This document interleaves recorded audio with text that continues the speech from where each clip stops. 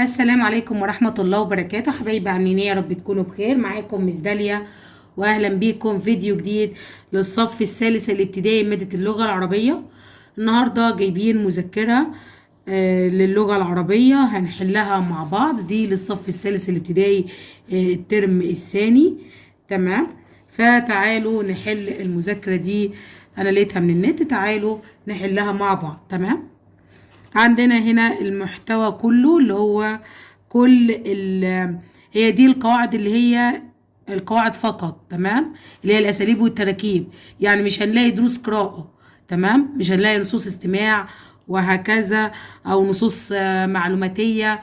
مش هنلاقي نشيد. دي بس يا دوب اللي هي القواعد بس. تمام، عندنا اللي هي الحروف المتشابهة، اسلوب استفهام، لام شمسية وقمرية، انواع الفعل، الجملة الفعلية، الهمزة المتطرفة بعد المد، أنواع الاسم، الجملة الاسمية، ألف الوصل وهمزة القطع، أقسام الكلام، كلمات ذات نهايات متماثلة، أصل الكلمة، المفرد والمثنى والجمع، وأسماء الإشارة والضمائر الغائب والمخاطب. تمام، تعالوا أول حاجة نحلها هنا اللي هي الحروف المتشابهة. طبعا احنا الحروف المتشابهة في النطق اللي هي زي الدال والضاد، ت وطه، سين وصاد وس، قاف وكاف، زال وزين وظه، زال وزاي وظه. تمام، وهكذا. طيب أول حاجة هنا بيقول لك اكتب الحرف المشترك. المشترك يعني اللي هو موجود في الكلمتين، زي سيارة، ستارة، يبقى عندنا هنا السين. خبز، جزر، ازاي. طالب، ضابط، الطه. صنارة، قفص، الصاد. طين، طفل، الطه. بنت، توت، الته طبعا اللي في الاخر. ظل، ظفر، طبعا الظا. بعد كده قال لك برضو اكتب الحرف المشترك. عندنا هنا توت، نكتب الت. هنا مطبخ، الطه طبعا. فطيرة، الطه برضو. تلميذ، الت. هنا زرافة، زاي. ذئب، زال. ذبابة، زال. زجاج، زاي. هنا سيارة، سين. هنا سماء، سين. صقر، صاد. صابون، صاد. هنا بعد كده كلب، كاف، وتخلي بالك ان الكاف اللي في اول الكلمة اوعى تنسى وتكتبها بنفس الشكل ده. تمام، دي في اخر الكلمة. بعد كده هنا قطار، قاف.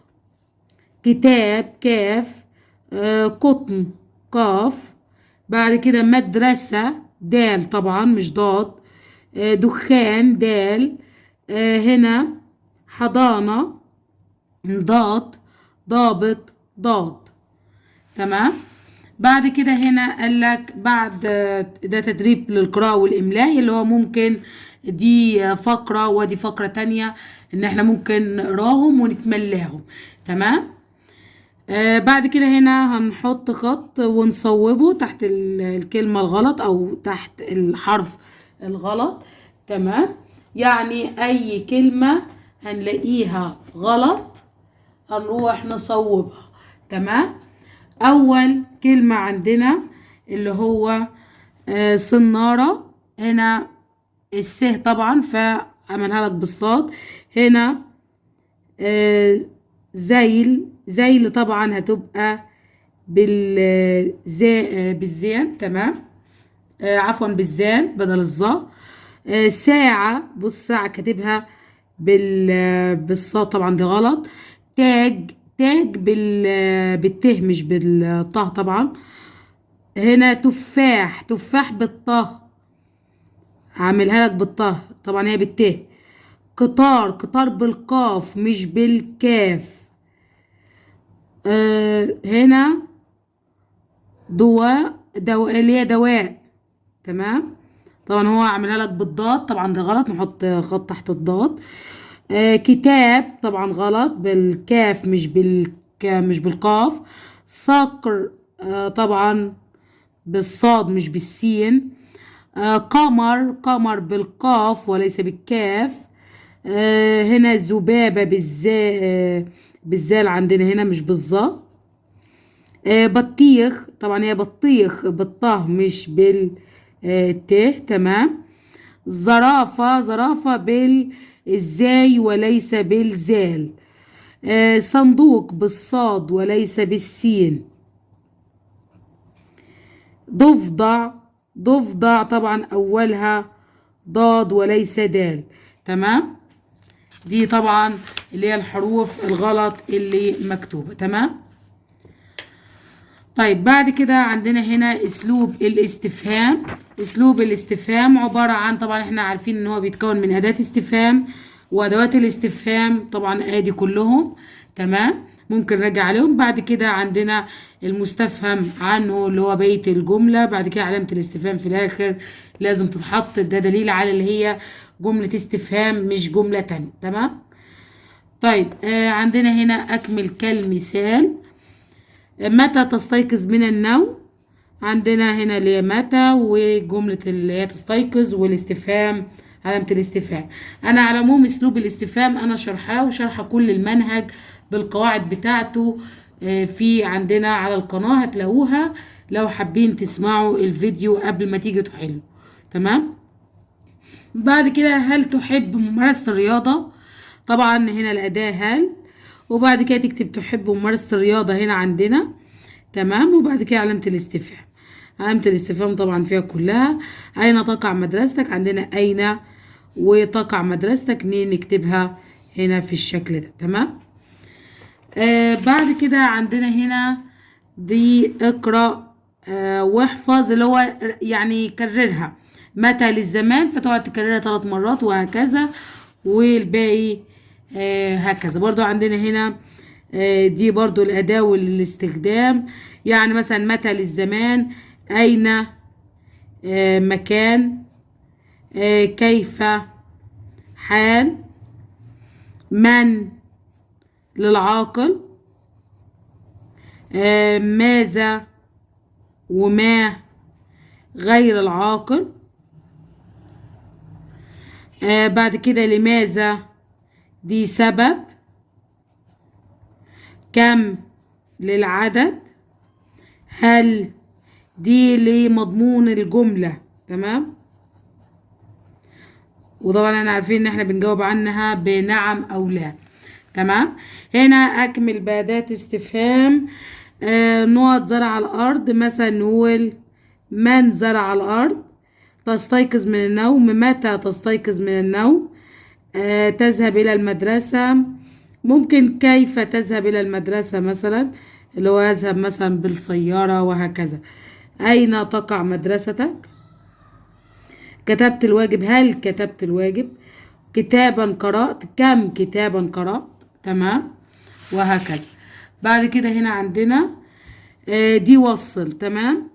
عندنا للحال دي كيف، وللزمان اللي هي متى، العاقل اللي هي من، السبب اللي هي لماذا، غير العاقل اللي هي ما وماذا، المكان أين، نعم ولا طبعا دي اللي هي هل، وكم دي للعدد. تمام.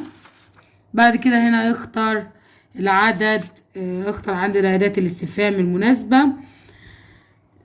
نقط هذا قال لك هذا قلم مثلا، هنقول ما هذا. بعد كده هذا ولد، نعم يبقى هل، طالما الإجابة بنعم أو لا يبقى بهل على طول. يلعب الولد في المدرسة يبقى أين. هذا اللون أحمر يبقى ما، طالما حاجة غير عاقل. تحافظ على صحتك بممارسة الرياضة يبقى كيف. تحب الفاكهة، أحب الموز، يبقى هل مثلا ماذا تحب من الفاكهة. تمام. يوما في الأسبوع 7 يبقى كم، طالما عدد يبقى كم على طول. توجد البروتينات في اللحم واللبن يبقى أين توجد. تمام. هنا نفس الكلام برضو وضع أداة الاستفهام، بس هنا هتكتب بقى. تمام. نقط تذاكر، أذاكر لأتفوق، يبقى طالما قال سبب يبقى لماذا تذاكر. كتب الواجب، كتب محمد الواجب، يبقى من كتب الواجب. ذكرت جيدا، نعم، طالما في نعم يبقى هل. زرع الفلاح، يبقى من زرع طالما الإجابة بعاقل. طب نقط زرع تاني، زرع الأرض، يبقى ماذا زرع طالما الإجابة هنا غير عاقل. كتابا قرأت 3 طالما عدد يبقى كم. أهملت دروسك لا طالما لا قلنا يبقى إيه هل. تذهب إلى مدرستك، هتقول لي أذهب بالسيارة يبقى كيف. تمام. بعد كده تقع مدرستك يبقى أين على طول، لأن طبعا في اللي هو المكان. تستيقظ مبكرا يبقى متى تستيقظ. تذهب للمدرسة أذهب 7 يبقى متى برضو طالما معاد أو زمان يعني. تمام. وهكذا. تعالوا نكمل بعد كده برضو. قال لك هنا مراجعة على اللام الشمسية والقمرية. تمام. ودي الحروف عندنا هنا، أو في ممكن مثلا اللي هي اللام القمرية. قال لك جحا غبي فك مخ وقع، أو أخوك محجوب يبغي فقعه. تمام. أو في ابغ حجك وخاف عقيمه. ابغ حجك وخاف عقيمه. برضو دي كلها في اللام القمرية. لكن اللام الشمسية احنا بنعمل ايه؟ بنحفظ جملة من ال3 دول. يبقى انت ادي عندك 3 جمل. تمام. في اللام القمرية انت بتحفظهم، بتدور على الحرف.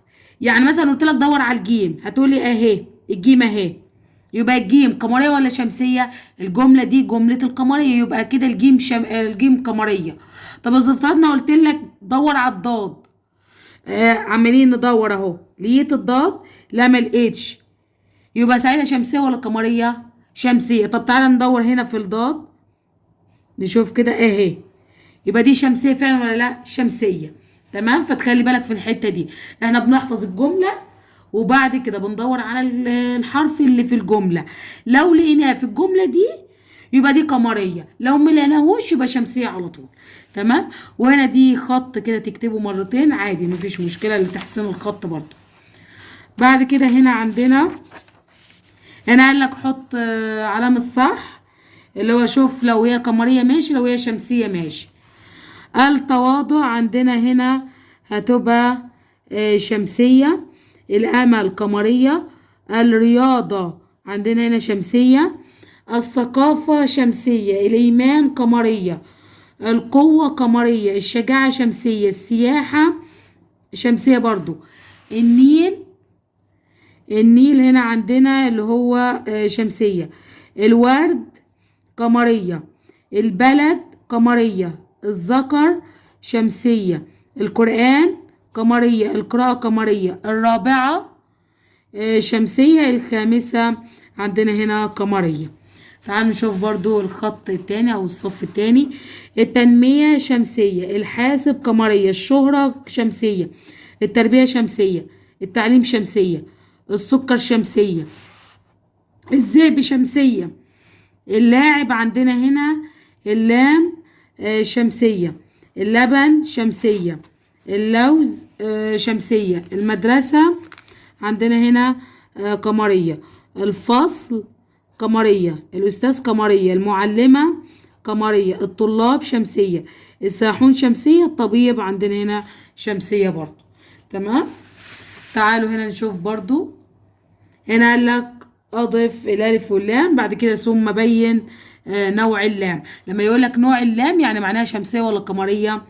أضف اللام عادي، يعني مثلا نور هتبقى النور وهكذا، والباقي يعني بنفس الشكل. برضو هنا القطار مثلا. تمام. وبعد كده برضو نفس الكلام بنبين شمسية ولا لا قمرية. يعني مثلا النور هنا عندنا هتبقى اللي هي قمرية. تمام. عندنا هنا هتبقى عفوا شمسية. ممكن نكتب شمسية. تمام. هنا القطار هتبقى قمرية بس، وهكذا على الباقي. هنا تدريب للقراءة والإملاء، اللي هو ان انت تقرأ الفقرة دي وتملاها. تمام. خلي مثلا ولي الأمر أو حاجة يملي لك الفقرة دي، برضو بيقوي عندك اللي هو القراية والكتاب. بعد كده هنا مراجعة على الفعل. تمام. الفعل طبعا احنا قلنا ليه زمن، حدث له زمن، وقلنا بنقسم لماضي ومضارع وأمر. ونخلي بالنا ان في حروف للمضارع اللي هي كلمة أنيت، اللي هي ألف والنون والياء والتاء. تمام. لكن الماضي والمضارع ملهمش كلمات. هنا دي عبارة عن ان انت بتكمل اللي هو يعني اكتبها تاني الجملة دي 4 مرات، سواء دي او دي او دي. تمام. هو بس بيكتبها لك عشان تحفظ يعني عشان تزود من حفظك. بعد كده هنا عندك المضارع ده طبعا فعل لم ينتهي. تمام. نكتب لم ينتهي على طول. الامر للطلب او لطلب شيء. تمام. وهكذا. هنا وصل عندك عايزين الماضي كتب، اكتب هنا امر، العب مضارع، يكتب مضارع، سمع ماضي، صم عندنا هنا امر، صام ماضي، نصوم مضارع، افهم هنا امر. تمام. هنا صنف برضو مين المضارع ومين الامر وهكذا. هنا جاب لك بس ماضي ومضارع. تمام. ممكن احط دايره مثلا على الماضي نكتبهم هنا. تمام. واللي مضارع مش هحط عليه دايره. يعني مثلا قرأ ماضي، اقرأ مضارع، كتب ماضي، سمع ماضي، فهم، لعب، عمل، هنا مثلا وجد. بس اللي هو دول بس اللي نكتبهم تحت الماضي اللي انا مش حاطه عليه دايره، يبقى ده مضارع. تمام. هنا قال لك اهو تذكر ان مضارع على حروف انيته اللي هي الالف والنون والياء والتاء. تمام. وبيدخل عليه علامات اللي هو زي لم وهكذا. فهنا جاب لك بقى كل كلمه هنعملها 4 مرات. يعني مثلا فهم، افهم، نضيف لها مره ليه الالف. تمام. بعد كده عندنا نفهم مثلا. تمام. نحط النون. مثلا يفهم نحط اللي هي الياء. بعد كده التاء تفهم. وهكذا على الباقي كله، ان انت بس بتضيف الاربع الحروف. ودي طبعا ما مش بتيجي قوي يعني مش بتيجي قوي في الامتحان اللي هو فكره ادخل الاربع حروف المضارع على الفعل. طبعا ده لا يمكن يجي او قليل جدا نادر ان هو يجي، لانه دايما بيجي استخرج. فهو ممكن يكون جايبها لك عشان تعرف شكل الفعل في الاربع حروف وهكذا. ربما تكون متعود مثلا على النون بس او على الته بس، ان في عيال تبقى حافظه الته واليه بس، اول ما تيجي تقول لها الالف والنون يقول لك لا انا ما اعرفش. تمام. هنا حول المضارع للماضي، وده من اهم الاسئله اللي ممكن تيجي. يعني اقرا قرأ، نفهم فهم. هي الفكره بس بتحذف الحرف الاول اللي هو بتاع المضارع. تلعب لعب، يسمع سمع، اشرح شرح، نشرح شرح برضه، تكتب كتب، نطلب طلب، يذهب ذهب. تمام. بس بعد كده هنا قال لك حول المضارع لماضي والمضارع المضارع الماضي. وبرضه كاتب المضارع لماضي، لا هو المفروض الماضي المضارع يعني ايا كان. اتعلم هنا يبقى تعلم. قال مثلا نقول ايا كان. تقرأ قرأ، علم أعلم، وعد يوعد، وجد مثلا أوجد أو أيا كان. ماشي توجد أو أيا كان. قرأ نقرأ، يشرب شرب، ضرب نضرب، وهكذا على الباقي. يعني اللي هو لو لقيت حرف المضارع احذفه. تمام. لو ما لقيتش فيه يبقى خلاص ضيف انت من عندك اي حرف مضارع. هنا صنف برضو ماضي ومضارع وامر.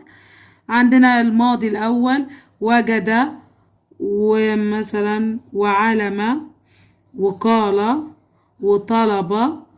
وطلب هنا برضو، قرأ، شرح، فهمت. تمام. ماشي. يبقى دول بس دي كده ماضي. تمام. المضارع عندنا يعمل، يعمل. تمام. واكتب، يتعلم، اقرا. خلي بالك اقرا اللي اولها الالف عليها همزه تبقى مضارع، لو الف من غير همزه اللي هي زي دي تبقى امر. ويشرح واصوم. دول كده مضارع. يبقى المربعات مضارع، الدواير ماضي، اللي من غير ولا دوائر ولا مربعات هتبقى امر. تمام. تعالى هنا نشوف برضو الصفحة اللي بعدها. قالك الفعل المضارع بيبدأ دايما بهمزة قطع اهو، والامر بيبدأ بألف وصل. ألف وصل اللي هي ألف من غير همزة، همزة قطع يعني ألف عليها همزة. تمام. هنا حول المضارع لأمر عندنا اللي هو أشرب، اشرب، وهكذا. يعني بص كلهم الألف اللي عليها همزة شيل الهمزة واكتب نفس الفعل، يبقى انت كده حولته من مضارع لأمر. ماشي. هنا عندنا وصل، اكتب، هنا عندنا دي أمر، اكتب هنا مضارع، اتعلم مضارع، تعلم، تعلم عندنا هنا ماضي، وعد ماضي برضو يقول مضارع، كل لا كل عندنا هنا امر. تمام. كل هنا امر، اشرح مضارع، اشرح امر، صام هنا تبقى ماضي. تمام. نشوف اللي بعده. هنا برضو حول من ماضي لمضارع وامر، نفس الكلام. بص لو مضارع ضيف اي حرف من الحروف الاربعه، يعني زي سمع مثلا نسمع، واحد تاني عايز يضيف الف مفيش مشكله، وهكذا. طيب الامر يبقى اسمع بس، اللي هو ايه، ضيف الالف اللي في الاول بس، اوعى تنسى وتحط عليها همزه، حطيتها همزه يبقى كده مضارع مش امر. عايز تكتب هنا بالالف وهنا بالالف مفيش مشكله، في المضارع حط عليها همزه، في الامر ما تحطش عليها الهمزه. تمام. هنا نفس الكلام برضو، بين النوع، اقرأ هنا مضارع. تمام. بس وقم هنا امر، برضو هنا مضارع، مضارع مضارع مضارع. هنا كتبا ماضي، هنا دي ماضي. تمام. ودي قالها ماضي وقالت ماضي، كتبها ماضي، اعجبني مضارع، اكرمني مضارع، تعلمت مضارع، تعلمت فعل ماضي عفوا. يكتب يذهب ده كله ده مضارع. اكتبي اشربي امر، شربت ماضي. تمام. هنا نفس الكلام برضو، هنا برضو حط اللي هو الفعل نوعه عادي جدا مفيش مشكلة، اللي هو برضو يعني اذهب مثلا، اذهب تقريبا معلهاش همزه فتبقى اذهب، يبقى ساعتها دي تبقى امر. خلي بالكم ان هو الخط ساعات ما بيكونش واضح قوي في الطباعه وهكذا. تمام.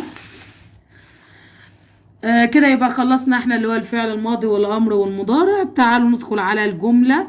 عندنا نوعين، اسميه وفعليه. الاسميه بتبدا باسم طبعا دي عارفينها، والفعليه بتبدا بفعل، وانا شارحه الكلام ده على القناه قبل كده. تمام. فنحل على طول. قال لك الجمله الفعليه جمله تبدا بفعل. تمام. زي مثلا نقول مثلا مثلا يذاكر الولد. اي فعل، فعل مضارع، امر، ماضي، ايا كان. يعني مثلا ذاكر دروسك، مثلا ذاكر الولد، يبقى عادي مفيش مشكله. هنا صل تكون جمله، اكلت البنت الطعام، شربت منا اللبن. تمام. شرح المعلم الدرس. على فكرة هنا ينفع أكلت عادي منا الطعام أو شربت البنت اللبن عادي مفيش مشكلة. تمام. طالما نفس اللي هو المعنى خلاص. كتب الطالب الدرس، اكتب الدرس يا محمد، سدد اللاعب الهدف، تجري اللاعبة بسرعة. تمام. بعد كده هنا قال لك حول الاسمية الفعلية والعكس. تمام.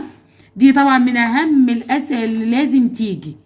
تمام. لازم يجي السؤال ده من اهم الاسئلة، فخلي بالكم منه ان هو بيجي دايما مهم قوي.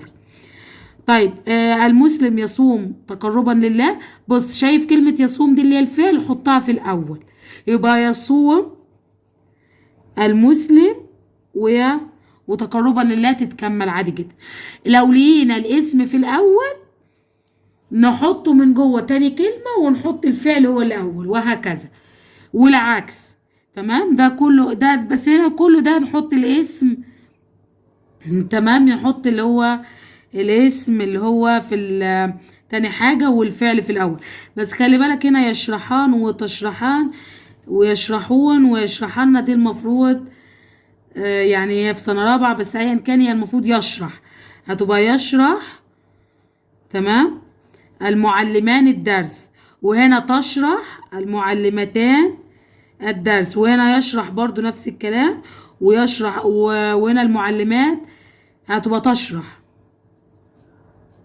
تمام، مش هتبقى يشرح برضو زيها، يبقى هنا يشرح وهكذا. تمام، فخلي بالكم في الحتة دي، معلش هو المفروض ده في منهج سنة رابعة بس مفيش مشكلة. تمام. وهنا برضو ذاكرة هتبقى ذاكر. تمام.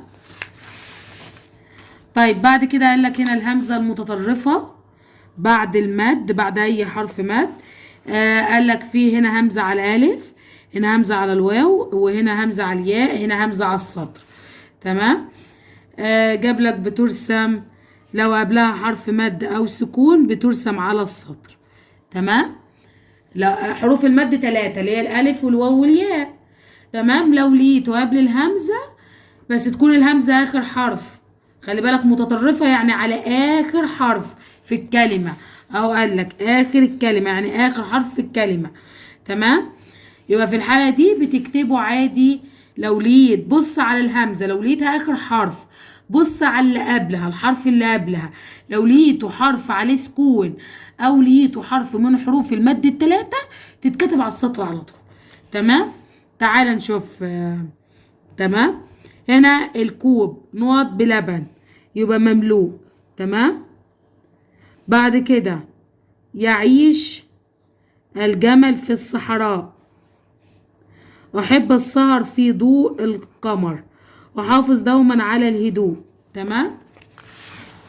هنا قال لك رتب لتكون همزة متطرفة عادي. هنا دي سماء، دي مثلا فضاء. تمام.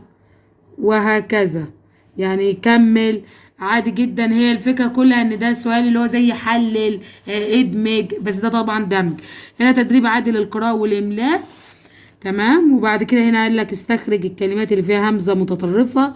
عندك الأصحاء أول كلمة. تمام. عندك دواء، عندك ماء، عندك برضو في اللجوء، عندك شيء. خلي بالك شيء دي همزة على السطر مش همزة على الياء. عندك صفاء. تمام. بس هو تقريبا في الأطباء هنا. تمام. مفيش حاجة تانية. رؤوسكم، خلي بالك الهمزة من جوه مش من بره. تمام. كلمة رؤوسكم، فهو حد يفتكر ان هي هياخدها، لا دي مش اخر حرف. مش انا بختار اللي اخر حرف بس هو مفيش تاني تقريبا. تمام. بتكتب بقى كلمة كلمة في النقط دي. تمام. بعد كده هنا انواع الكلمة. انواع الكلمة دي الكلمة الاسم كلمة على تدل على معنى دون زمن، دي بتكررها 3 مرات ولا 4 مرات. تمام. كأنه اعتبره يعني سؤال خط وكده. هنا انواع الكلمة ممكن انواع الاسم في اللي هو انسان، طائر، جماد مثلا، زمان، اسم اشارة، وهكذا. في حيوان، نبات، صفة، في مكان، في ضمير اللي هو الضمائر يعني عموما، سواء ضمائر اللي هي متكلم مخاطب الحاجات اللي زي دي. تمام. بعد كده هنا عندك الاسم بيدل على، هنا برضو اللي هو تكتب يعني اللي هو كأنه خط يعني بتنزل بيهم. تمام. هنا وصل هدهد، هنا حيوان ولا لا خليها طائر. تمام. هو الطائر يعني ماشي هو زيه زي الحيوان بس مفيش مشاكل. الفلاح ده طبعا انسان، الاسد حيوان، الكتاب جماد، جزر نبات، نبات. تمام. مدرسة مكان، يوم زمان، صفة اللي هي زي قوي، اسم إشارة هذه، ضمير أنت. تمام. تعالوا نكمل بعد كده.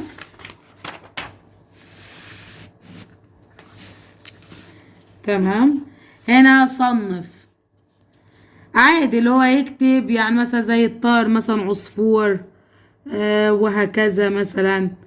يعني اكتب عادي اي كلمة، اللي هو صنفهم على حسب النوع بتاعهم. تمام. هنا بعد كده قال لك مثلا ذهب علي، يبقى ده انسان. حيوان عندنا مثلا اسد.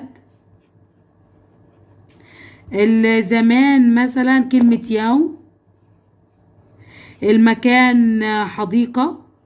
كلمة يوم على فكرة، وكلمة جمعة، يوم الجمعة. الصفة هنا عندنا طويلة، وهكذا.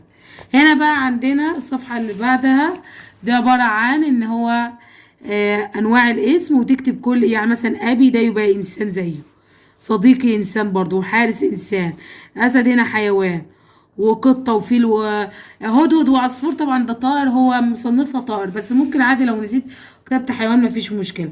نفس الكلام هنا برضو. تمام.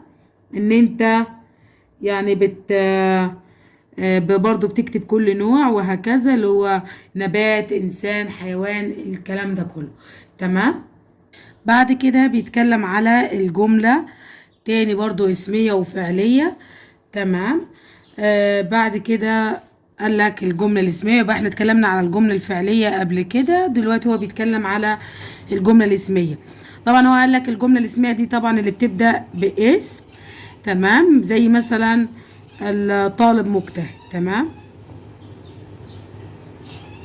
تمام. حتى لو كان مثلا الطالب يذاكر، برضو دي اسمية، مش معنى ان هو الفعل جه تاني حاجة يبقى ده كده فعلية، لا، طالما ما جاش اول الفعل اول كلمة يبقى خلاص ده هتبقى جملة اسمية عادية جدا.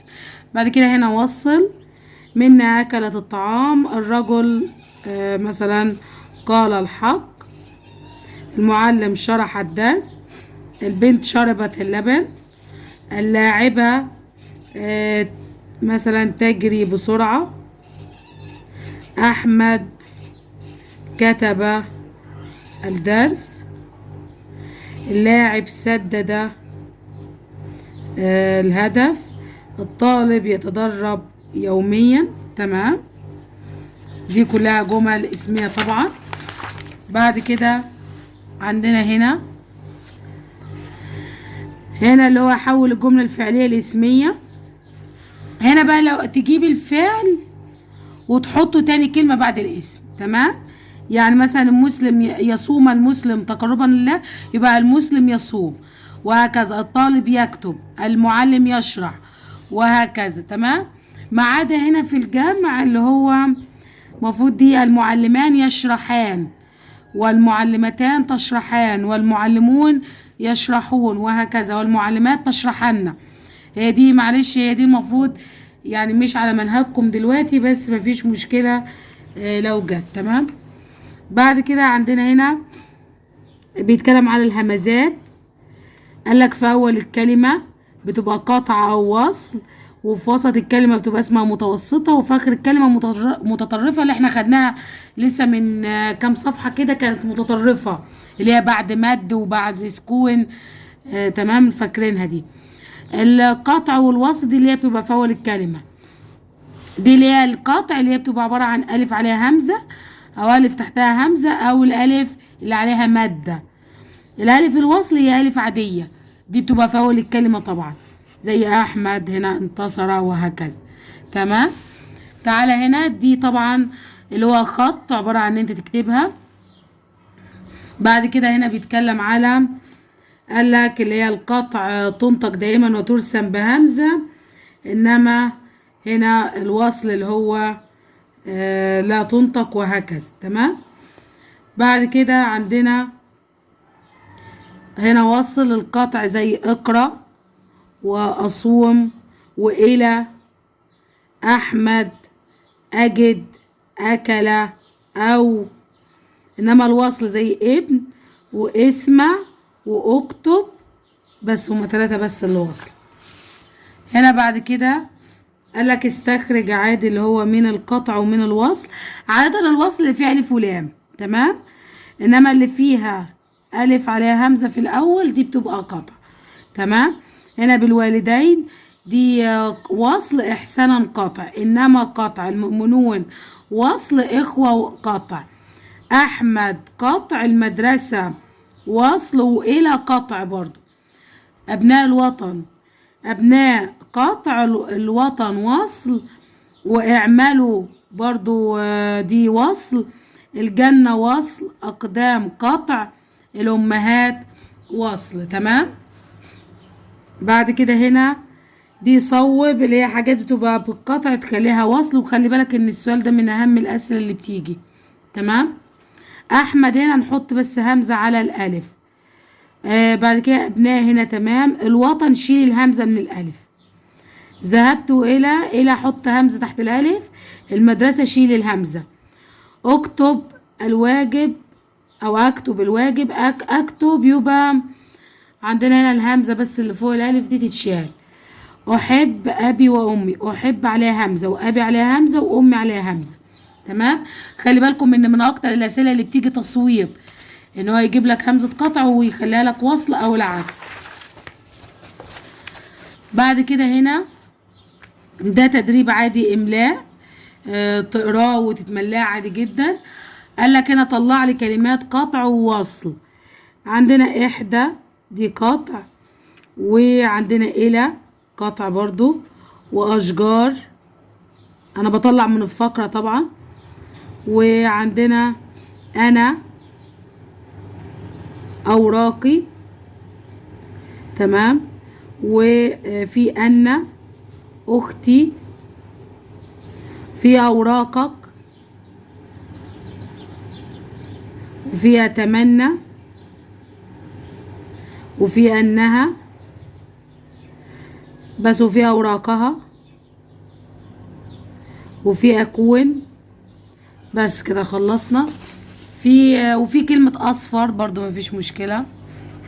هنا بقى اللي هو عايزين الوصل، عندنا كلمة الغابات البعيدة. عندنا برضو الصنوبر، الشتاء، اللوز. بعد كده الخضراء.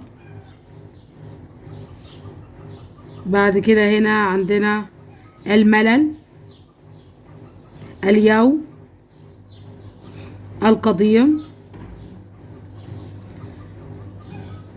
بس مفيش تاني تقريبا مفيش كده. تمام. مفيش اكتر من كده. ممكن يجي برضو السؤال ده اللي هو فكرة ان يجيب لك فقرة ويقول لك استخرج كلمة بها همزة قطع والف وصل. عادي مفيش مشكلة. هنا اقسام الكلمة. تمام. قال لك اسم وفعل وحرف. عادي هنا بتكتبها عادي عواميد اللي هو كأنه خط وكده. وهنا بيقولك ان الاسم ليه انواع، زي اللي هو اسم انسان، اسم حيوان، اسم جماد، نبات، صفة، زمان ومكان، وهكذا. العلامات 5 علامات، اللي هي الالف واللام، التنوين سواء ضمة او بالفتحة او بالكسر، وعندك التاء المربوطة اللي بتبقى في الاخر، وبعد حرف الجر لازم يجي اسم، وبعد النداء لازم يجي اسم. تمام. فخلي بالك في الحتة دي في العلامات لازم تركز عليها وتحفظها كويس. تمام. بعد كده عندنا اللي هو ده برضو خط تكتب تحتيه اللي هو كأنه أعمدة، تكتب كل كلمة 4 مرات. تمام. يا ريت تكتبهم عشان تحسن خطك. هنا بعد كده اللي هو صل. الهدهد هنا عندنا ده طائر، الأسد حيوان، الإنسان فلاح. عندنا الجماد اللي هو كتاب، ونبات جزر. هنا الزمان يوم، والمكان مدرسة. الصفة قوي. هذه اسم إشارة، وضمير اللي هو أنت أو أنت أيا كان، هو مش حاطط التشكيل بتاعها. هنا صنف. هنا عندنا عايزين الإنسان عندنا زي كلمة اللي هو أحمد. تمام. عندنا كلمة صديق. بس هو مفيش تاني تقريبا. بعد كده الطائر عندنا هنا اللي هو عصفور. تمام. بس مفيش تاني تقريبا. جماد بقى اللي هو سلاح، مكتب. تمام. بعد كده عندنا بس هو مفيش تاني تقريبا حاجة زي كده. في منزل، لا منزل ده مكان. تمام. ومكتب برضو ممكن نعتبرها مكان، مش قصده على المكتب اللي هو اللي احنا بنسند عليه يعني عموما. تمام. بعد كده عندنا الزمان، في قلم هنا ممكن برضو قلم. في عندنا اللي هو الزمان. الزمان عندنا هنا اللي هي سنة، بس مفيش تاني. اسم إشارة اللي هو هذه، هذا عفوا. تمام. بس بعد كده وفي يوم هنا برضو دي زمان. في الحيوان بقى، حيوان هو مش جايب اصلا حيوان. في نبات اللي هو خس وجزر. تمام. في الصفة اللي هي قصير، وفي طويل هنا. بعد كده المكان عندك حديقة. في نشيط هنا برضه صفة. في الضمير، في نادي برضه هنا، ثواني دي مكان. وفي نحن وهو، وهذه هنا اسم إشارة. تمام. وفي شارع هنا مكان. هي فاضل وردة، دي المفروض ان هي نبات بس هو مش، اهي النبات برضو وردة. تمام. هو مش جايب حيوان خالص ولا جايبها نمر. تمام. وهنا في منزل، دي اللي هي المكان، بس هي المكان جايب 4 نقط بس هم 5. تمام. بس كده خلصنا السؤال ده.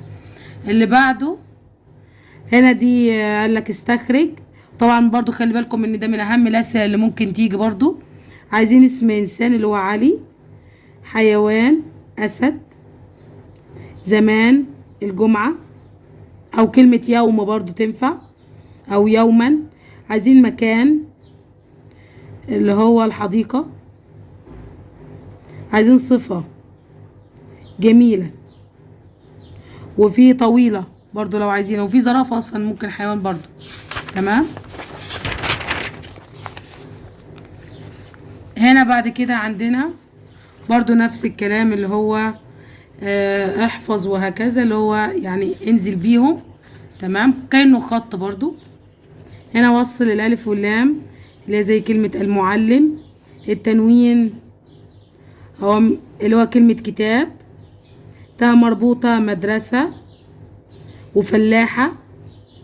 تمام. بعد حرف جر اللي هو بقى القلم. بعد النداء يا ولدي، وإلى بيته، ويا خالد. الرجل هنا اللي هي ألف ولام، وهدهد هنا تنوين. تمام. بعد كده هنا هي نفس الفقرة بتتكرر كل مرة، مفيش مشكلة. استخرج، عايزين اسم فيه ألف ولام. الحديقة. ملناش دعوة بقى هنا اسم زمان ولا مكان ولا ايا كان. انا هنا عايزة بس بتاعت الكلمة فيها ألف ولام في الأول. التنوين أسدا. تنوين برضو فتح ضم ايا كان كسر. تاء مربوطة. عندنا زرافة، لو في كلمة تاني فيها ألف فيها تاء مربوطة مفيش مشكلة. بعد حرف جر الحديقة برضو تاني. هتقولي ينفع عادي 2، مفيش مشكلة. ينفع تطلع نفس الكلمة مرتين او 3 ايا كان. طيب بعد حرف النداء يا ابي، يبقى ابي. تمام. عايز تكتب يا ابي مفيش مشكلة، لو عايز تكتب الياء. هنا السؤال ده بقى اللي هو صنف برضو تاني، بس على حسب بقى الالف واللام. تمام. دي فيها الف ولام. في الشارع هنا الف ولام برضو. في مثلا برضو هنا الشارع تاني الف ولام. الفلاح، الطبيب. تمام. بعد كده التنوين. التنوين عندنا هدف، كتاب، مكتب. تمام. هنا شعرا. تاء مربوطة زي طويلة. مهندسة،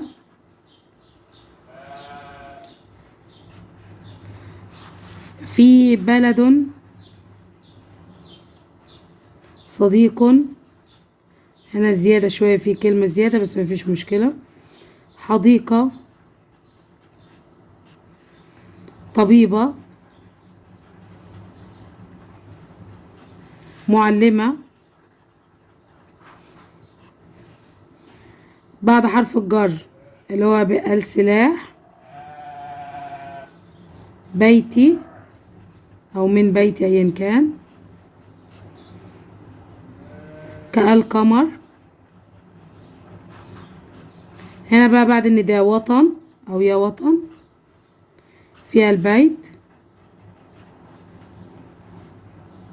تمام.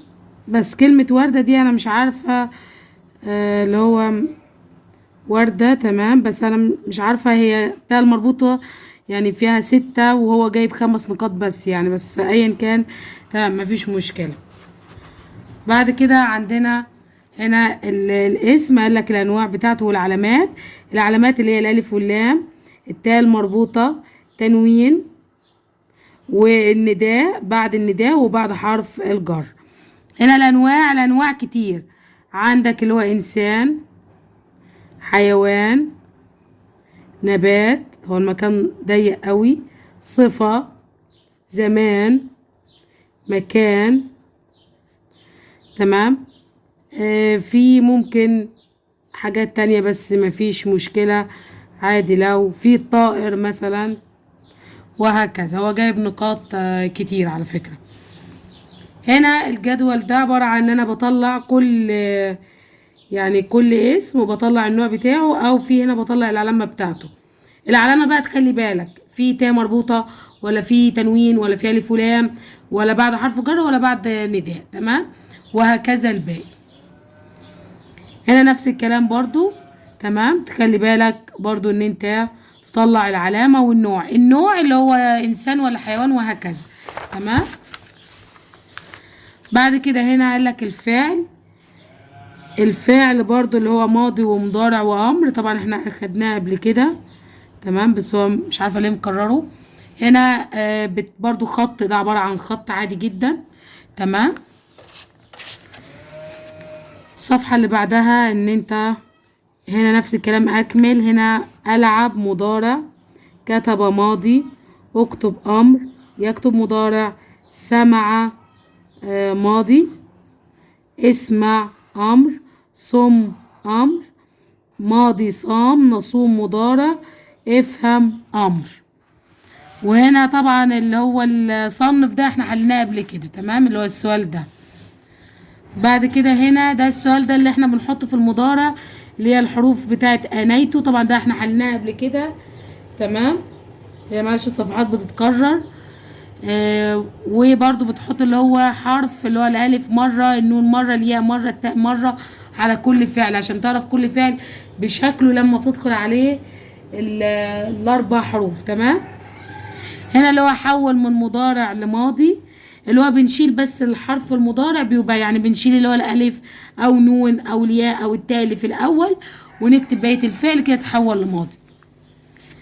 هنا نفس الكلام برضو، حول برضو من مضارع لماضي وهكذا والعكس. لو مضارع عايزينه مضارع من ماضي نضيف بس حرف من الحروف الاربعة، ضيف اي واحد منهم، اوعى تضيف 2 ولا 3. تمام. لو انت بقى عايز ان انت من مضارع عايزه يبقى ماضي، يبقى بتاع ده اللي هو شيل الحرف، يعني زي يشرب هنا شيل الياء بس تبقى شاربة. هنا نفس الكلام عايزين اللي هو التصنيف اللي هو زي ما احنا حليناه. طبعا هي الصفحات دي احنا حليناها قبل كده بس هي تقريبا حصلت غلطة في المذاكرة واتكررت تاني. نفس الكلام برضو هنا برضو اللي هو تحويل من مضارع بقى الامر.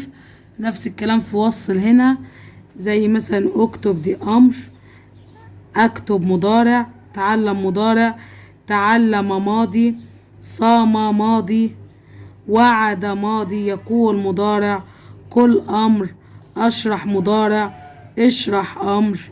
تمام. وهكذا. هنا مثلا التحويل برضو من ماضي لمضارع وامر زي ما قلت لكم، اللي هو في المضارع ضيف اي حرف من الحروف الاربعه، في الامر اللي هو بتضيف الالف اللي هي من غير همزه في الاول. تمام. نفس الكلام هنا برضو، لما هنا بتحدد بس النوع، يعني اقرأ هنا مضارع، قم امر، وهكذا. هنا نفس الكلام برضو، كمالة الجدول اللي هو بتصنف على حسب النوع. حلوة جدا الجداول دي في ان هي بتثبت عندك الفرق ما بين الماضي والمضارع والامر. بعد كده هنا الحروف او الحرف، قالك الحرف ليس له معنى طبعا، تمام، والا لو حطيته في جملة طبعا. هنا دي نفس الكلام، جملة خط بتكتبها اكتر من مرة، وفي هنا في الاول خالص بتبقى اول جملة بتبقى بتزهي عليها، تمام، بحيث ان خطك يتحسن. بعد كده هنا قالك الحروف، من الحروف قالك عندك حروف جر، عندك عطف، عندك نفي، نهي، عندك استفهام، عندك نداء. طبعا احنا حافظين كله ده، تمام، حاول ان انت تراجع عليه تاني وتحفظه. هنا عبارة عن خط، تمام، تكتبه خط. هنا اللي هو حدد النوع، يعني مثلا من دي حرف جر، الى جر، او عطف، الفاء عطف، ثم عطف، عن جر، وعلى جر، وفي جر، وبي والبه جر. ما هنا عندنا اللي هي نفي، وهنا برضو نفي، نهي، وهكذا. تمام، يعني بتكمل الباقي. في هنا مثلا نداء، في هنا استفهام، الالف برضو استفهام، اللام هنا جر ودي جر، هنا دي عطف واللي تحتها عطف برضو، وهكذا بتكمل بقية الجدول. فده برضو حلو في ان هو بيثبت عندك انواع الحروف. قال لك هنا الكلمات ذات النهايات المتماثلة، اللي هي نفس النهاية، بتنتهي بنفس الحرف.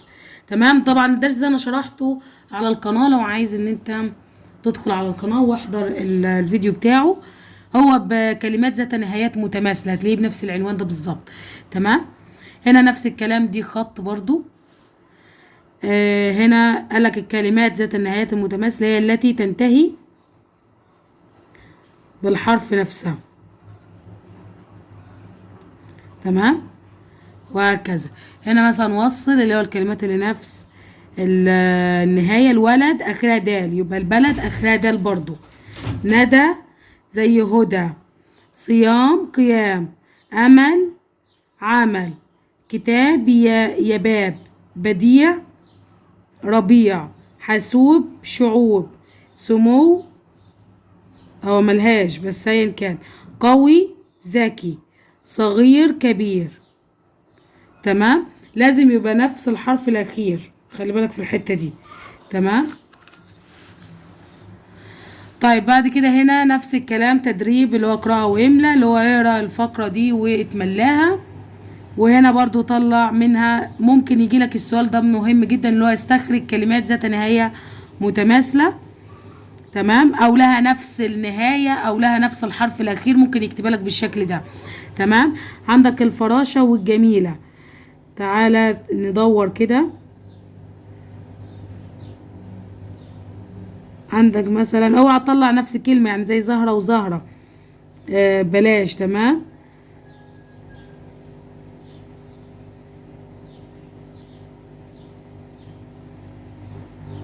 زي مثلا عندك فراشة واستغاثة، عندك اتنين. تمام. بس وبعد كده كمل في مثلا الازهار والاطيار مع بعض. تمام. عندك الباقي بقى اللي هو ايه، دور كويس، اللي هو دور على كلمتين نفس اللي هو نفس الحرف الاخير، تخلي بالك في الحتة دي. تمام، تدور على اي كلمتين يكون لهم نفس الحرف الاخير. هنا ضع خط تحت كلمات ذات النهاية المتماثلة. لكل انسان وظيفة ومهنة شريفة، ممكن وظيفة وشريفة. العمل مفتاح الامل، يبقى العمل والامل. نجتهد في العمل لنبلغ الامل، يبقى العمل والامل. يحب الرجل الخير ويكره الشر، يبقى عندك الخير والشر. الطبيب يصف الدواء ويطلب الشفاء، يبقى عندنا الدواء والشفاء. اقرأ المزيد ويعرف الجديد يبقى المزيد والجديد. أريد الاقتراب، لألمس السحاب يبقى السحاب والاقتراب. الولد سعيد وفرح بالعيد، يبقى عندنا اللي هو العيد وسعيد. تمام. بعد كده عندك هنا اللي هو يكتب بقى الحروف المشتركة. في فرق ما بين الحروف المشتركة والحروف المتماثلة. الحروف المشتركة اللي هو تشوف مثلا الكلمة دي مثلا زي كلمة كتاب، مكتبة، كاتب. لو احنا طلعنا الحروف المشتركة، عندك الكاف وعندك التاء وعندك الباء، يبقى دي الحروف المشتركة. لكن لو قلت لك الحروف المتماثلة يعني عايز الحرف الأخير بس، يبقى عندك مثلا كلمة ادي الب هنا والب هنا، لكن الكلمة دي متبقاش تبعهم، وهكذا. يبقى فرق ما بين المتماثلة وما بين المشتركة. هنا مشروب، شارب، تشرب، يبقى عندك الشين، عندك الراء، عندك الباء. يبقى الاصل بتاعه ان انت بتحط بقى الكلمات دي بتشبكهم في بعض بس عشان تطلع كلمة زي كلمة شاربة. يبقى ده الجذر بتاعها، الجذر اللي هي الحروف المشتركة ما بين الثلاث كلمات. مدرسة، دارس، دراسة. عندنا الدال والراء والسين. تمام. ونحط بس شرط ما بين كل حرف ويبقى الجذر درسة. خروج، مخرج، خارج، يبقى الخاء، الراء، الجيم، يبقى خرج. تمام. مسابقة، سباق، سابق، يبقى السين والب والقاف، تبقى سبقة. تمام. تعالى هنا وصل اللي هو الجذر. ملعب، لعب. مفهوم، فهم. شارح، شرح. مطلوب، طلب. مشروح، شرح. شارحون، شرح. طالبة، طلب. فاهمة، فهم. لاعبة، لعب. فاهم، فهم. طلاب، طلبة. لاعبات، لعبة. بصوا يا جماعة، اللي هو الجذر يعني ان انا بشيل كل الحروف اللي في الكلمة اللي ينفع ان انا استغنى عنها. تمام. والكام حرف اللي هما بيبقوا 3 يعني عادة بيبقوا 3 علينا عشان سنكم انتوا بيبقى 3 حروف بس، دول بس اللي بيبقوا الاصليين في الكلمة، يعني ما ينفعش ان انا احذفهم. لو حذفتهم يتغير معنى الكلمة. تمام. هنا قالك استخرج المختلفة. المختلفة دي اللي هي مش نفس ترتيب الكلمات، يعني زي مزرعة، زارع، ازرع، زيارة، طبعا اكيد زيارة ونكتبها بعد كده في النقط. رياضي، مريض، ممرضة، مرضى، يبقى رياضي. سامع، مسموع، مسح، سامعون، مسح طبعا. داخلون، دخلت، خلد، دخول، يبقى خلد. طالب، مطلوب، بلع، طالبة، طبعا كلمة بلع. هنا بعد كده اكمل بالعائلة. العائلة ان انت ايه بقى اللي هي شاربة مثلا تبقى شارب، مشروب، وهكذا. شاربون مثلا. تمام. وهكذا. ماشي. بعد كده يعني نفس الكلام، هي دي العائلة. بعد كده عندك هنا اللي هو الاسم من حيث العدد. طالما قال لك عدد يبقى مفرد، مثنى، جمع. المفرد اللي هو 1 والمثنى اللي هو 2 والجمع اللي هو من 3 لفوق. تمام. تعال نصنف هنا او نوصل. مهندسة طبعا دي مفرد. معلمون دي جمع. مهندسان مثنى. لاعبون جمع. لاعبات جمع. سائحتان مثنى. سائح مفرد. زرافتان مثنى. قصص جمع. ككتب جمع. شجرة مفرد. فيل مفرد. أسود جمع. هرمان مثنى. قرى مفرد. تمام. عندك بعد كده هنا برضو بنكتب خط. عندك هنا اللي هو المثنى ده اسم بيدل على 2 أو 2، والجمع اسم يدل على أكثر من 2 أو 2 أو أكثر من 3. تمام. أو من 3 لأكثر. تعالى هنا قالك المثنى بس لوحده، طبعا اللي بيدل على 2 أو 2، وبنزود ألف ونون على المفرد. تمام. يعني هنا زي معلم هتبقى معلمان. طيب لو افترضنا فيها تاء مربوطة في الآخر عادي، بالتاء المربوطة دي تبقى مفتوحة تبقى معلمتان، ونضيف الألف والنون، وهكذا على الباقي. وهنا دي خط اكتبها عادي نفس الكلام، بس هنا بقى اضيف اللي هو جمع. رجل هتبقى رجلان، والجمع رجال. الجمع اللي هو الجمع العادي، يعني سواء بقى جمع مذكر سالم بقى، مؤنث سالم، ايا كان. تمام. لو انت مش فاهم يعني ايه مذكر سالم ومؤنث سالم دي هتاخدها بعدين.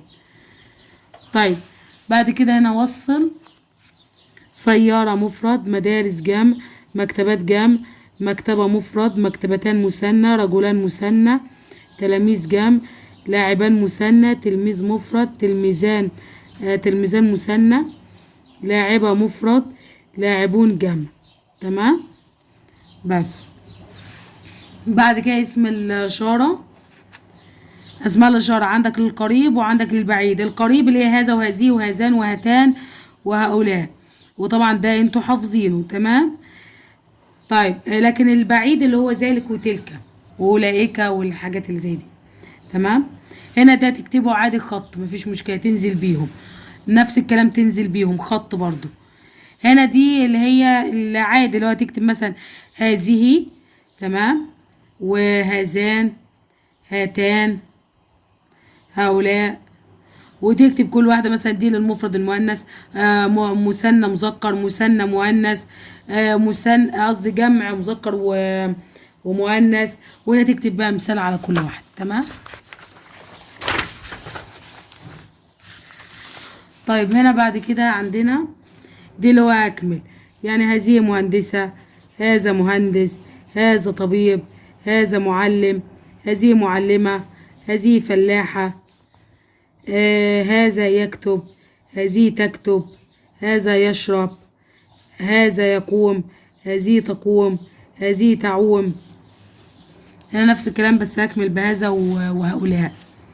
يبقى هذا فلاح، هؤلاء فلاحات، هذا مهندس، هؤلاء مهندسات، هذا بيت، هؤلاء معلمات، هذا طبيب، هؤلاء أطباء، هذا نشيط، هؤلاء نشيطون. هنا بقى هذه بقى وهؤلاء نفس الكلام برضو، هي كلها معلمات وفلاحات وهكذا. نفس الكلام هنا هكمل باسم إشارة عادي اللي هو هذا معلم، وتكمل مثلا هاتان. تمام. عندنا هنا معلمتان يبقى هاتان مش هذان. هنا هؤلاء معلمون، هذه معلمة، هؤلاء معلمات، هؤلاء فلاحات، هؤلاء برضو فلاحون، هذان فلاحان، هذا فلاح، هذه فلاحة. تمام. هنا هذا يعمل، هؤلاء يعملون، هؤلاء يعملن، هذان يعملان، هذه تعوم، يعومان يبقى هذان، هؤلاء يعومون، وهكذا. كمل الباقي. هنا وصل عندنا هدهد يبقى هذا، فلاحة هذه، معلمتان تبقى هاتان، ومعلمان يبقى هذان، ومعلمون تبقى هؤلاء، بيوت تبقى هذه، رجل هذا، تلاميذ هؤلاء، هذان يبقى تلميذان، وتلميذتان هاتان. خلي بالكم في كلمة بيوت هنا ما حطيتهاش هؤلاء. ليه؟ لأن في حالة الجمع الغير عاقل اللي هو زي الجماد أو الأماكن أو أيا كان، مثلا يعني زي شوارع ما أقولش هؤلاء شوارع، أقول هذه شوارع. مثلا النبات أقول مثلا هذه زهور، ما أقولش هؤلاء زهور، وهكذا. تمام. الإشارة للبعيد زي ما قلت لكم اللي هو ذلك وتلك وأولئك. تمام. نفس الكلام هنا اللي هو ده خط، وهنا اللي هو الجدول اللي هو اكتب ذلك هنا وتلك مثلا، وهنا أولئك، وتكمل ده الايه ده مثلا المفرد المؤنث ده بس البعيد. والجمع الغير عاقل هنا الجمع العاقل سواء مذكر او مؤنث. وهنا اكمل عادي جدا اللي هو جبل يبقى ذلك، تلك هضبة، ذلك طائر، تمام. وهكذا الباقي نفس الكلام. هنا مثلا نجوم، أولئك نجوم. تمام. طبعا غلط، أولئك ما تنفعش للنجوم، هي هتبقى تلك نجوم. طب ليه ما ينفعش أولئك؟ ليه كتبت أولئك أنا ومسحتها؟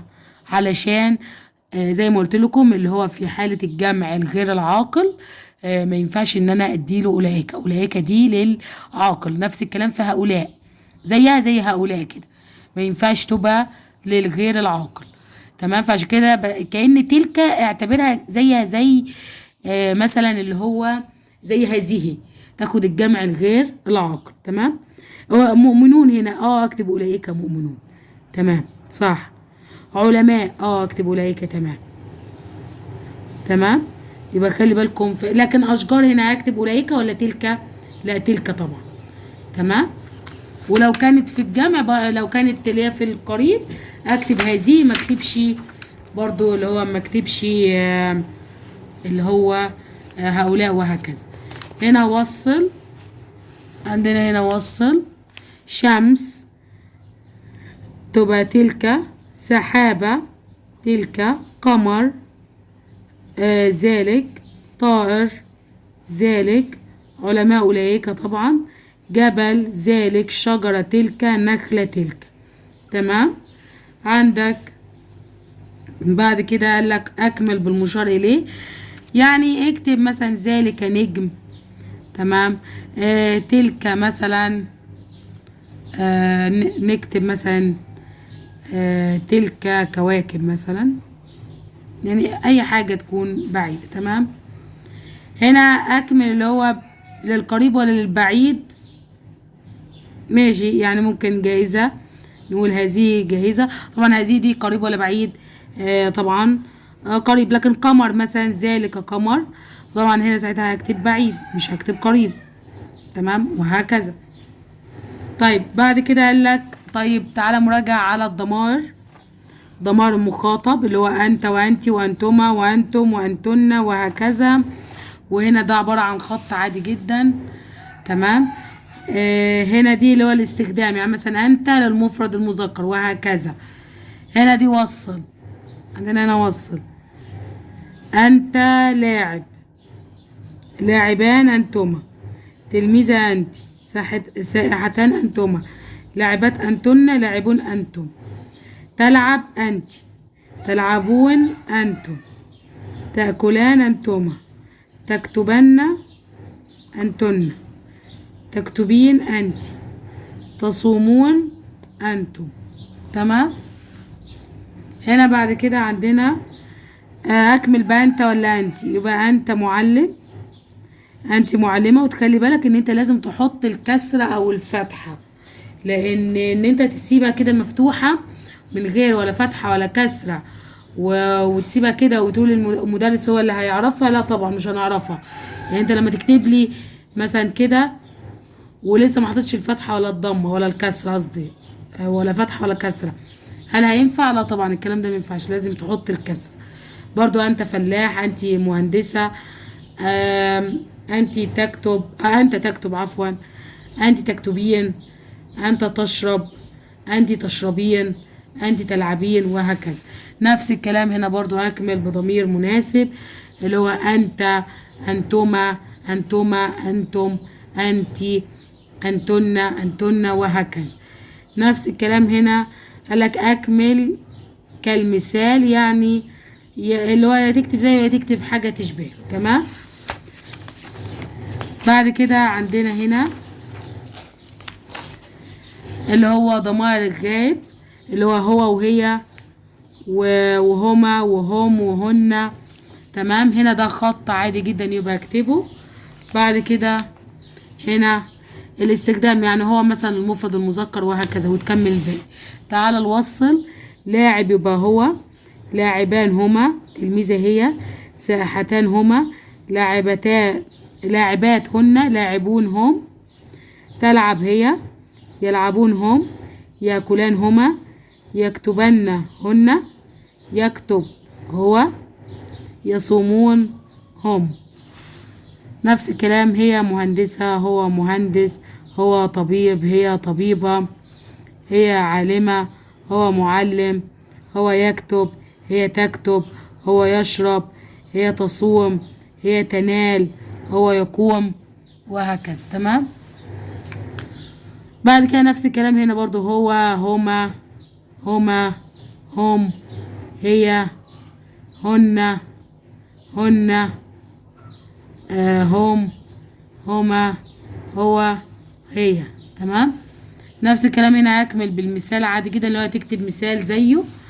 وهنا في الاخر خالص اخر صفحة خلاص في المذكرة، اللي هو قال لك ملخص، اللي هو ملخص على الضمائر كلها، اللي هي سواء متكلم اللي هي انا ونحن، والمخاطب والغاب، وجاب لك مين اللي هو المفرد المذكر، مين مفرد مؤنث، مثنى مذكر، مثنى مؤنث، جمع مذكر، جمع مؤنث، جابهم لك كلهم. فيا ريت حاولوا بقدر الامكان اللي بيتلخبط من الضمائر يحفظ الجدول ده كويس جدا.